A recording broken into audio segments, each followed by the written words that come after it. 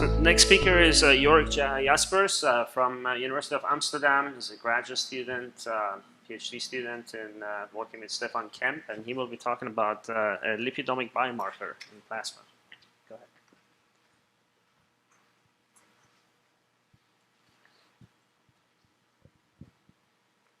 See if I can get the presentation working.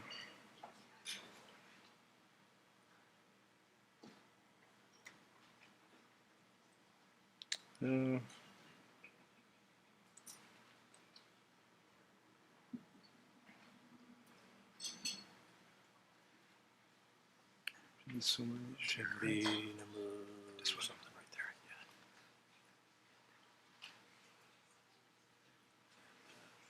Yeah. All right. You should be, yeah, you're seeing it. Yeah, so I'm going to talk about lipidomic biomarkers in plasma that correlate with disease severity in X-linked ALD. See if I can get my laser pointer.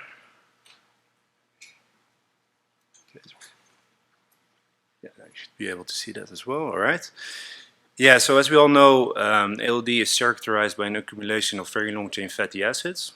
And although all patients accumulate very long-chain fatty acids, there's a large variation in the clinical spectrum of ALD, which, as you all know, includes adrenal insufficiency, cerebral ALD, and myelopathy.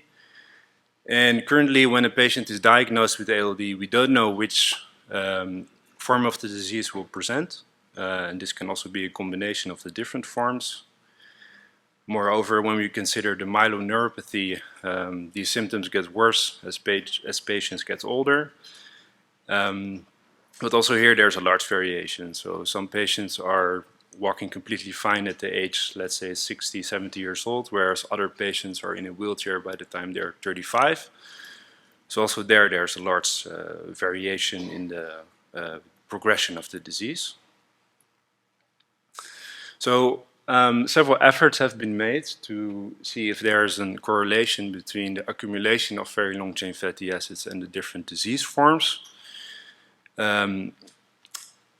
These studies basically conclude that there's no correlation between these very long-chain fatty acid levels and the disease severity and the different forms of the disease. However, it's important to note that these studies all evaluate free very long-chain fatty acids. So these free very long-chain fatty acids are acquired after an hydrolysis step, where these fatty acids are released from their biomolecular origin. What is potentially more interesting is to evaluate these very long-chain fatty acids in their original biomolecular form, and this means that this mostly means that these very long-chain fatty acids should be considered within complex lipid structures. Now, to characterize these very long-chain fatty acid lipids, we use lipidomics. And lipidomics is basically the study of the lipidome, and the lipidome is generally defined as the total collection of all lipids within a certain biological system. And I show some examples over here. And what becomes immediately clear is that there's a large physical chemical variation within these lipids, meaning that there's also a large variation in chemical properties of these lipids. And this makes the simultaneous analysis of these lipids technically challenging. In addition, there are also a lot of them. Over 40,000 lipids have been described in Lipid Maps, which is an online database. Yeah, so this is a simplified workflow of our lipidomics platform. Yeah, we start with the sample. In this study, we use plasma samples from 109 ALD male patients and 67 female ALD patients. We perform a blind Dyer extraction to extract the lipids from their biological matrix. Lipids are then analyzed using LCMS in different modes. And we have developed an in-house data analysis pipeline to identify and interpret the lipid profiles. Now, using such a workflow, we can generate pictures like this, and you can basically see this as a biochemical fingerprint of an ALD patient. with on the y-axis the mass and on the x-axis the time. And these mass, this corresponds to the different lipids that are detected using our method. And you see that different clusters are formed. And these clusters, they represent the different lipids that are detected. So these lipids, they organize themselves in this analysis according to their chemical species, but also their size and the amount of double bonds they contain. And using pattern recognition software, we can identify over 1,500 to 2,000 lipids in plasma.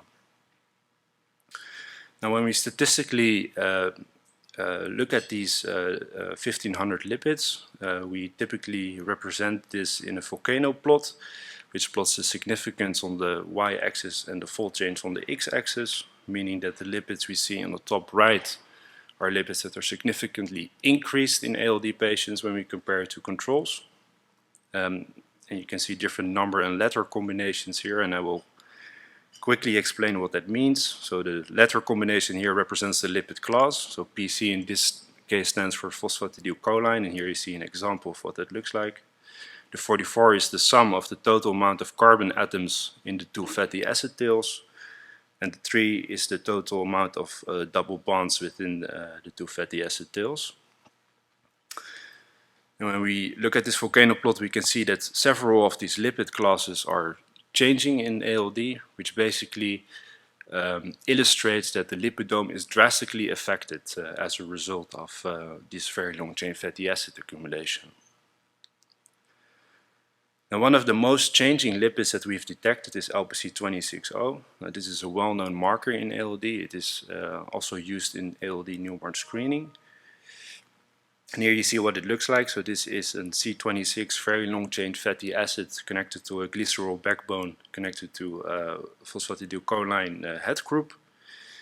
So this is an example of these very long-chain fatty acids being incorporated in a complex lipid structure. And as you can see here, when we compare the levels of this LPC-2060 to controls, you see there's a clear difference there, as you would expect. So we can use lipidomics to detect differences in ALE patients versus controls, but the real question is, of course, can we also detect changes in the different forms of the disease? And yeah, one of the more interesting comparison, of course, is can we detect differences in patients with cerebral ALD and patients without cerebral ALD. Now here you can see again the same marker LPC-2060, but here in red patients with cerebral ALD, and here in green or blue rather patients without cerebral ALD. I also noted which patients have adrenal insufficiency. Patients with adrenal insufficiency are the dots in black, and the patients without are the dots in green. What we can see is that there is a statistically significant increase in patients with cerebral ALD for LPC-2060 when we compare it to patients without cerebral ALD. For 3 patients, we had samples before and after the development of cerebral ALD, and that's noted here with the yellow line.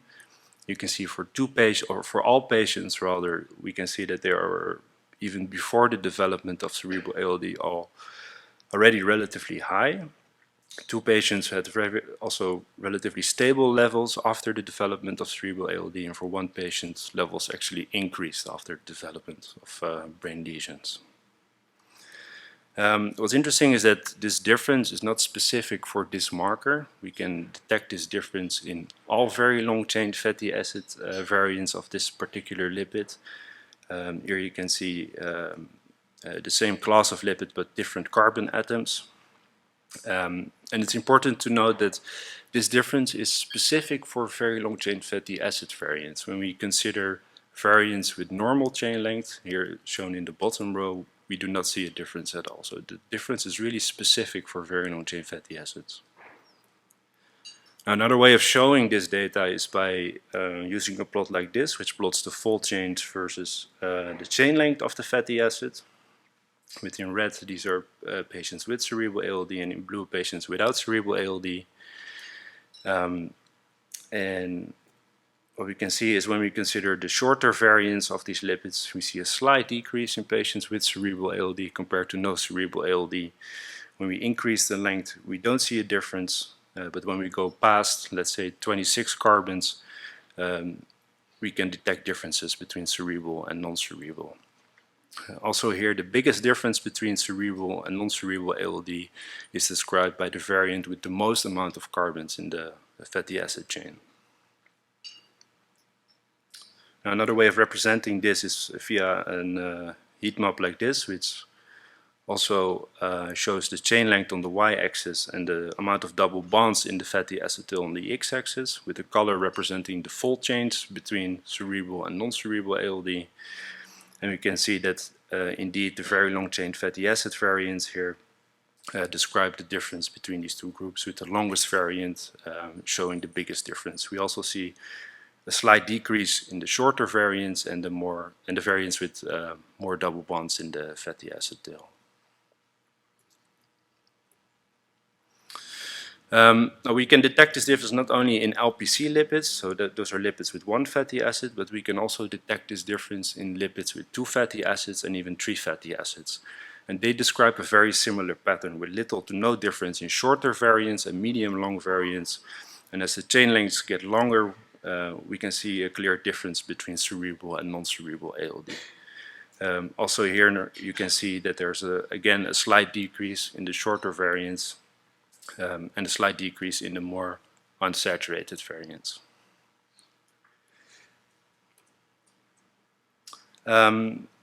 So patients with cerebral ALD tend to have higher levels of these very long chain fatty acid lipids. In addition, we also wanted to evaluate the effect of adrenal insufficiency and myelopathy on these the levels of these markers.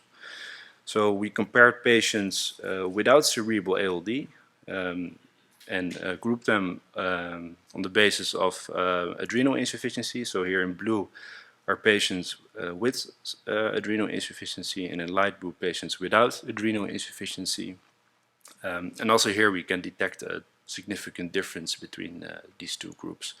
And this is again that LPC26O marker. Also for this comparison, we see that all the very long chain fatty acid variants describe this difference. And what we also note in this plot is the dots noted in orange here. And this is a group of neurologically mild patients at an advanced age. So these are patients above the age of 55, generally with relatively mild neurological symptoms. You can see that almost all of them do not have adrenal insufficiency. Only one patient does have adrenal insufficiency.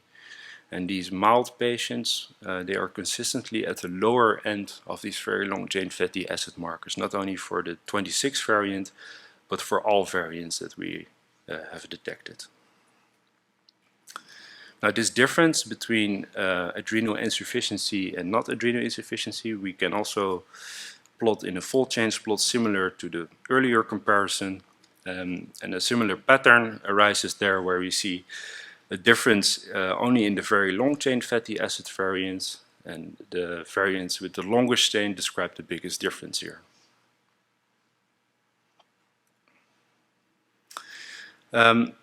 We also performed lipidomics analysis on female ALD patients.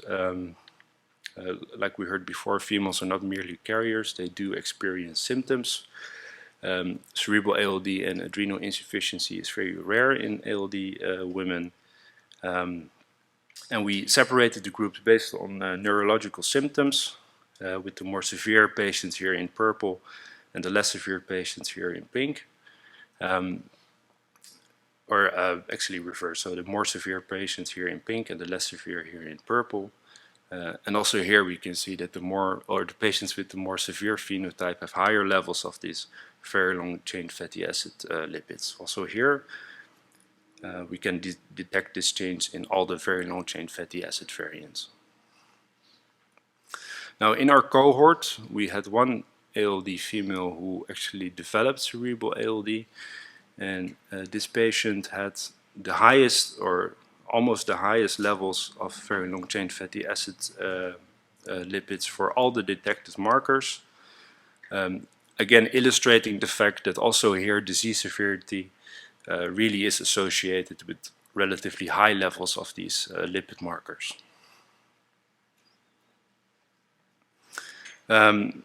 Yeah, also similar to the males, they describe a pattern where the difference between severe and mild phenotypes is explained by the very long chain fatty acid variants, and again, the longest variants describe the biggest difference between these patients.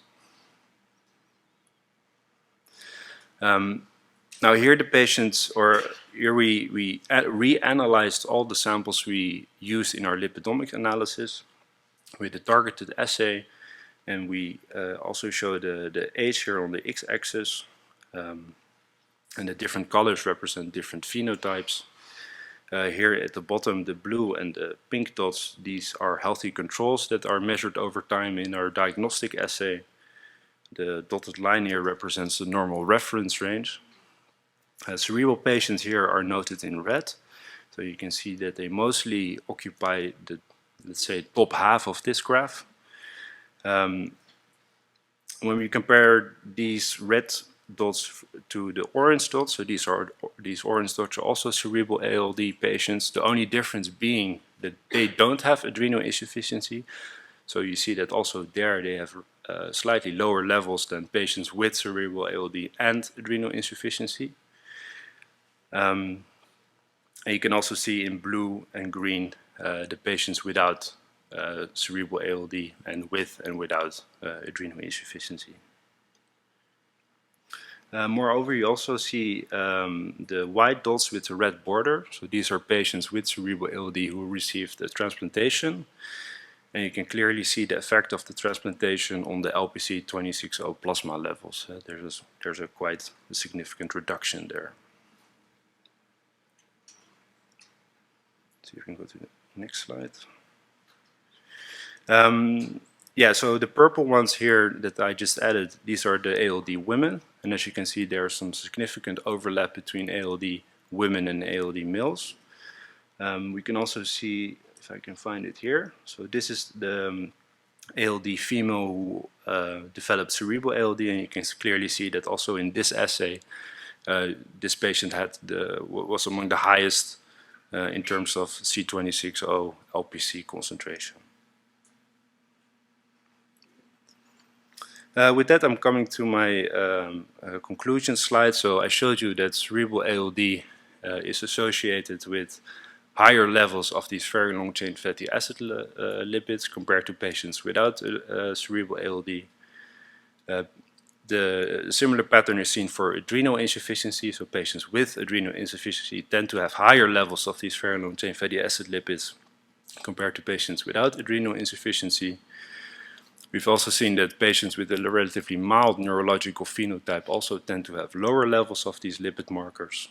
And also for ALD females, we saw that there also severe phenotypes are associated with higher levels of these markers. And this is especially illustrated in the patient who also developed cerebral ALD.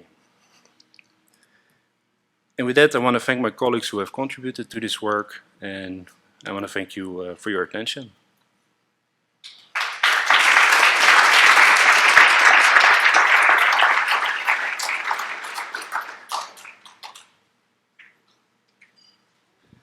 Right, that was a great presentation. You have some questions? Bella? Hi, Yorrick. Thank you. That was excellent presentation. Lots of interesting stuff there. So it looks like the very long, like C30 chain fatty acids, LPC and PC, differentiate cerebral ALD to AMN. That was cross-sectional data, right? Yeah.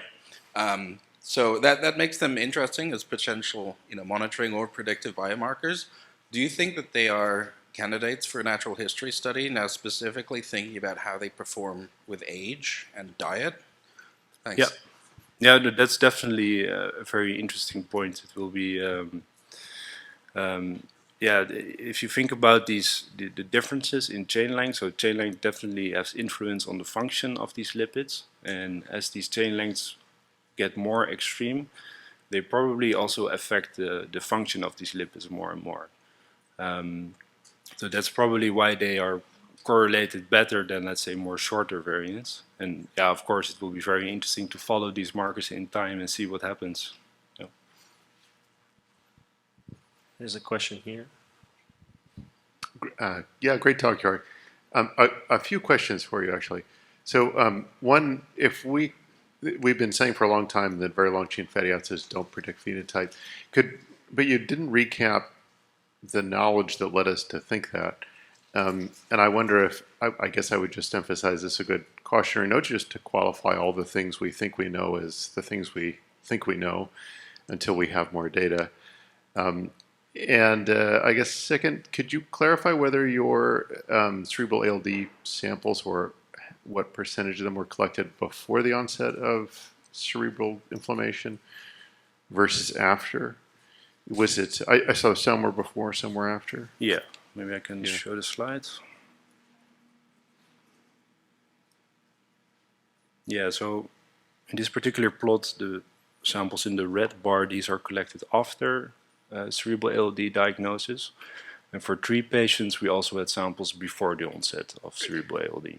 Okay. I mean, just an important qualifier, right? That this, I mean, there, it looks stable in 2, but rises in 1, and I've just put that as a note of caution there. Yeah. But I would just commend it as a really important thing that has a lot of merit interest in looking at. And I guess the other thing here, the last question I'll ask is maybe zooming in more closely on the ages of kids, in the high risk group for cerebral ALD, because let's just assume this is true, that higher VLCFAs predispose to cerebral ALD. We would really want to know, well, is there a chance that VLCFAs are actually rising for a period of childhood and then they fall slightly again later?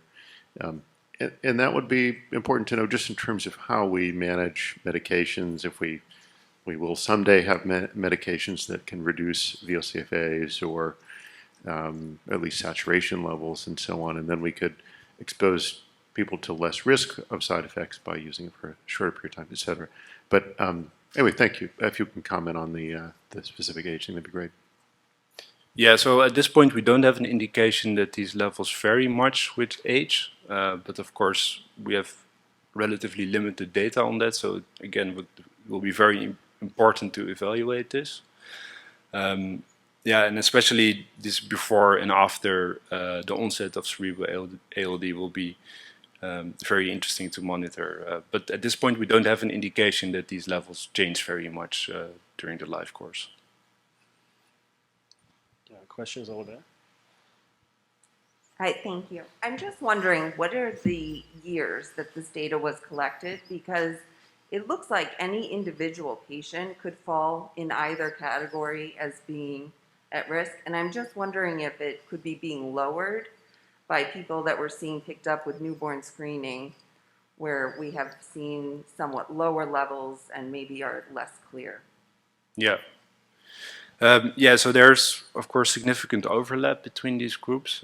It's also important to consider that patients without cerebral ALD can still develop cerebral ALD. So the question, of course, is which patients are most at risk for cerebral ALD.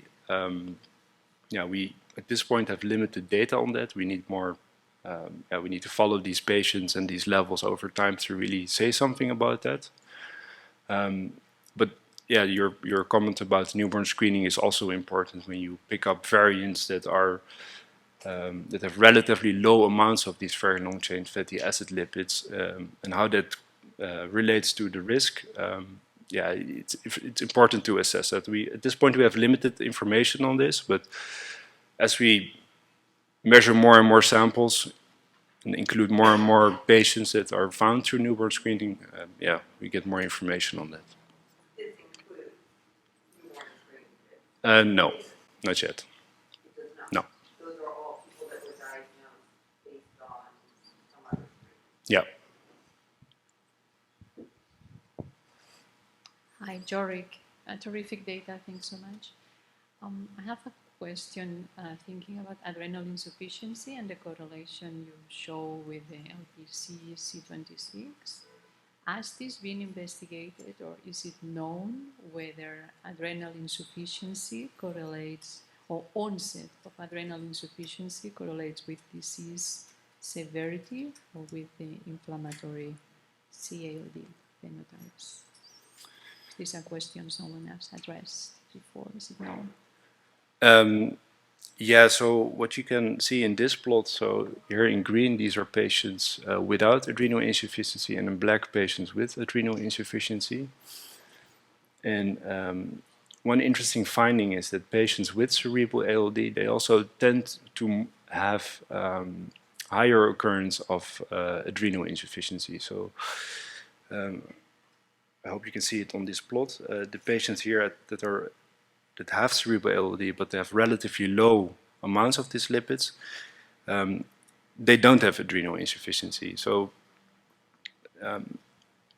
we should be careful with drawing any strong conclusions for this, but looking at this data, it looks like patients with cerebral ALD also tend to have higher occurrence of adrenal insufficiency. So. One question here and then.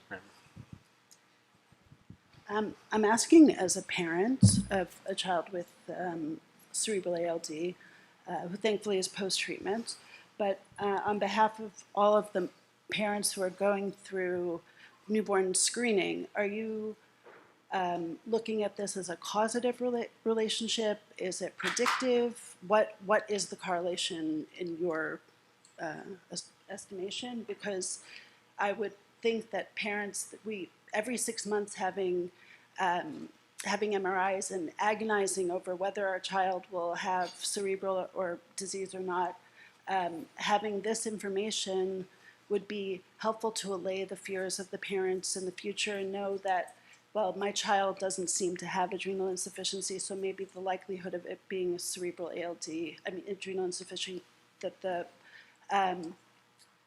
likelihood of cerebral ALD is less. Is that your goal here, or? Yeah, at this point I would be very careful with drawing that conclusion, because this is really a first step at looking at generating risk profiles, let's say, and making these associations between very long chain fatty acids and disease form. And also considering there's still overlap between these groups also highlights that there's probably more going on than just very long chain fatty acid levels. So that's also important to remember. But yeah, as we get more data and when the picture gets more and more clear, maybe in the future we will be able to assess risk. Amber has a question with that.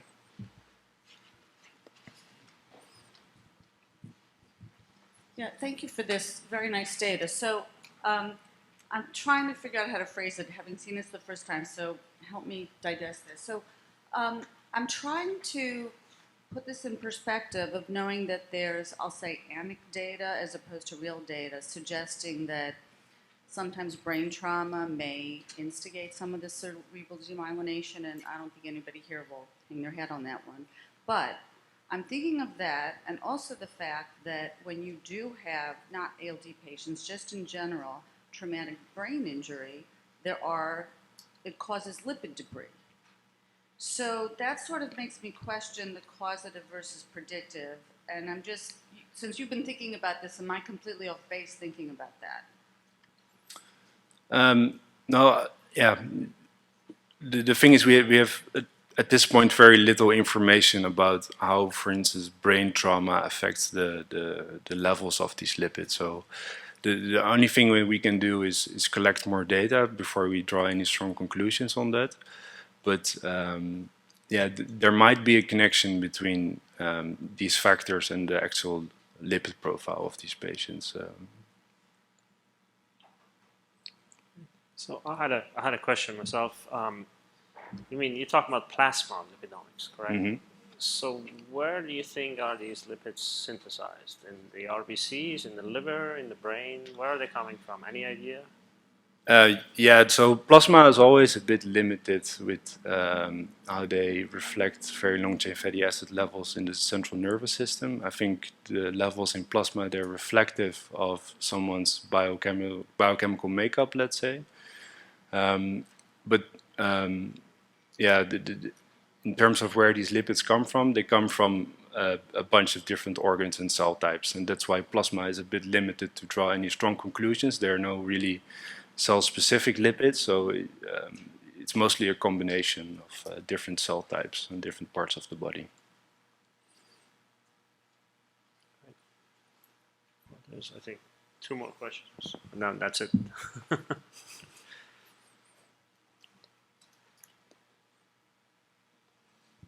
Hi, I'm just curious, thinking about the potential of maybe including children at some point. Is this just a basic blood draw, or is it like an apheresis machine they need to separate while they're draw? What does this look like for the patient to do a study like this? Basically, we just need blood from a patient. So it's just a basic blood draw? Yeah. Okay, thank you. There's another question right there. Just a question about very long chain fatty acids, especially with the cerebral ALD in women. You said you've only seen one. There's only been one that's been tested. What's the criteria for that? You need to get the very long chain fatty acids done again as you get older. I'm a carrier and I'm concerned. I've had issues and had an MRI and things like, well, maybe you should look into early onset Alzheimer's. I've had memory issues, things like that. I've had some falls, but they've all been brushed up at your age, menopause, things like that. I'm kind of at a limbo here, where to go. I was wondering, would mine be higher than when I was first tested? Yeah, the short answer is we don't know. We need really follow-up data and to follow patients through time to really say anything about potential changes of these lipids and how they relate to the phenotype. But from the very limited data we have now, they seem to be stable over time, but yeah, we just need more data to draw strong conclusions on that.